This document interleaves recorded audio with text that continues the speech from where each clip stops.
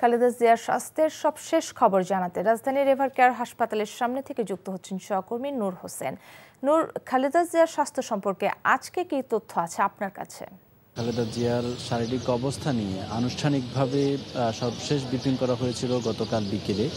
সে সময় doctor AGM Zahid Hossain জানিয়েছিলেন যে বেগম খালেদা জিয়ার শারীরিক অবস্থার কারণে আসলে তাকে বিদেশ নেওয়া সম্ভব হচ্ছে না। এরপরে এখন পর্যন্ত আনুষ্ঠানিকভাবে আসলে কোনো ব্রিফিং করা হয়নি বা কোনো তথ্য দেওয়া হয়নি। তবে আমরা যেমনটি জানতে পেরেছি, আজকে বেগম খালেদা জিয়ার সিটি স্ক্যান করানো হয়েছে। সেটিতে কি রেজাল্ট হয়েছে বা ফলাফল কি সেটি আনুষ্ঠানিকভাবে জানানো হবে কিনা সেটি আমরা জানি না। তবে দুপুরের পরে তাকে সিটি স্ক্যান করানো হয়েছে বলে আমরা জানতে পেরেছি। এছাড়া কিছুক্ষণ আগে বিএনপি চেয়ারপারসনের পুত্রবধূ তারেক রহমান স্ত্রী ডাক্তার জোবাইদা রহমান, যিনি দেশি বিদেশি চিকিৎসকদের সমন্বয়ে যে মেডিকেল বোর্ড গঠন করা হয়েছে বিএনপি চেয়ারপারসনের চিকিৎসার জন্য, সেই মেডিকেল বোর্ড এবং চিকিৎসার সার্বিক বিষয় তত্ত্বাবধান করছেন, তিনি এখানে এসে পৌঁছেছেন এবং তিনিও মেডিকেল বোর্ডের সঙ্গে যোগ দিয়েছেন। তারা বিএনপি চেয়ারপারসনের শারীরিক অবস্থা পর্যবেক্ষণ করছেন।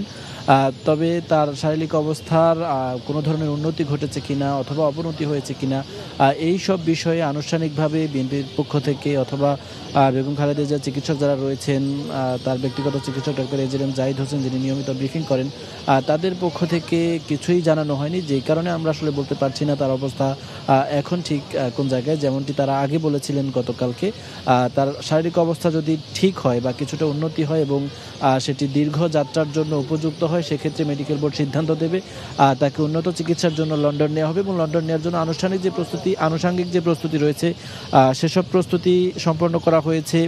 এবং এই এবারকার হাসপাতালে বেগম খালেদা জিয়া যখন থেকে ভর্তি হয়েছেন তারপর থেকে এখানে নানা শ্রেণী পেশার মানুষ, নানা দলমতের মানুষ এখানে আসছেন, ভিড় করছেন। এখনও অসংখ্য মানুষ এখানে রয়েছেন। তারা বিএনপি চেয়ারপারসন বেগম খালেদা জিয়ার জন্য দোয়া করছেন এবং তারা বলছেন তিনি আবারও সুস্থ হয়ে উঠে এদেশের মানুষের রাজনৈতিক নেতৃত্ব গ্রহণ করবেন। কাকলি। দর্শক, জানছিলাম খালেদা জিয়ার স্বাস্থ্যের খবর।